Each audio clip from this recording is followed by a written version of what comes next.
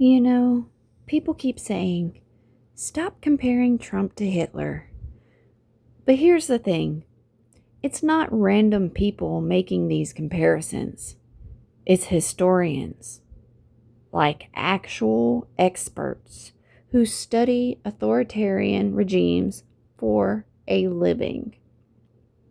And they're not saying Trump is Hitler.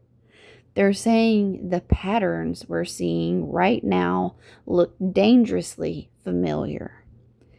Let me break it down because everyone deserves to understand what the experts are warning us about. Number one, the symbolism is getting bold.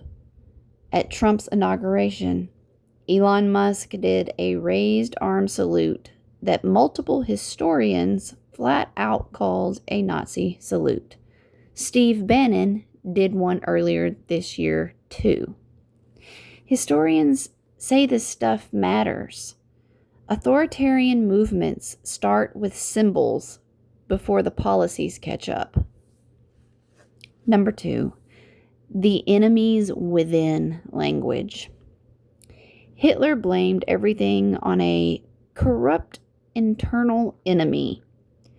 Historians say Trump is doing the same thing, constantly pointing to enemies inside America that supposedly need to be rooted out. He's not targeting one group for genocide like Hitler did, but the rhetoric is shockingly similar. Number three, the expansionist talk. Trump literally said the U.S. is going to get Greenland one way or another. He's talked about taking Panama also. Historians say this resembles Hitler's idea of Lebensraum. Not sure if I'm pronouncing that correctly. Expanding territory to seize resources. Different era, same mindset.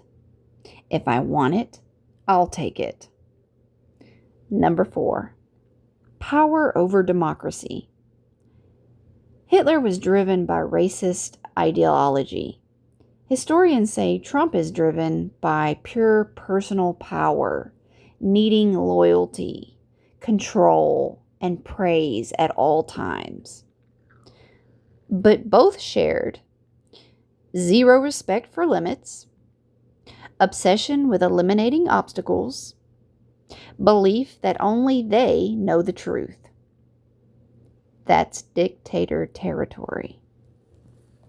Number five, January 6th versus Hitler's failed coup. One historian pointed out something chilling. Hitler attempted a coup in 1923, failed, wasn't punished, came back, and gained power legally. Trump attempted a coup on January 6th, wasn't held accountable, came back, and gained power legally. It's the same pattern of democratic breakdown. Number six, corporate support is repeating history. Big U.S. businesses support Trump because they want tax cuts and deregulation. Historians say this is exactly what German corporations did with Hitler. They cared about profits, not consequences. And we all know how that ended. Number seven, attacks on the media. Classic dictator playbook. Historians say Trump basically already has his own propaganda machine, and he's freezing out any journalists who criticize him. This is standard dictator behavior in the 1930s. But one historian said today might actually be worse because we live in a post-truth world where AI and social media drown out real facts. Even in Nazi Germany, you could secretly tune into foreign radio. But now, Everyone is trapped in the same online echo chambers. Number 8. The warning is crystal clear. One historian literally said, "We are watching the making of a dictatorship in real time," quote unquote.